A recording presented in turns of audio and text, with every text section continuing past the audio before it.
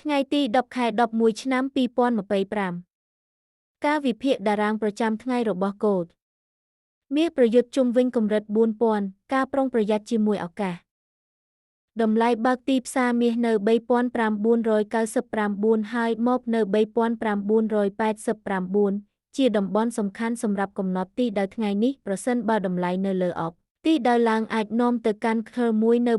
4015 និងបន្តទៅខ2នៅ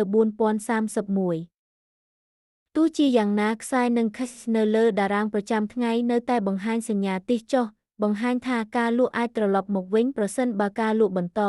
គោលដៅដំបូងគឺមក 3989 បន្ទាប់មកខ1នៅ 3983 តំបន់ 4000 នៅតែជាសមរភូមិផ្លូវចិត្តតាមដានជិតស្និទ្ធពីព្រោះការបំបែកបន្ទាប់អាចកំណត់អារម្មណ៍ទីផ្សារទាំងសប្តាហ៍ស្បែកជំនួយការវិភាគនេះគឺសម្រាប់គោលបំណងផ្ដល់ព័ត៌មានតែប៉ុណ្ណោះហើយមិនត្រូវបានចាត់ទុកជាដំបូន្មានហិរញ្ញវត្ថុទេ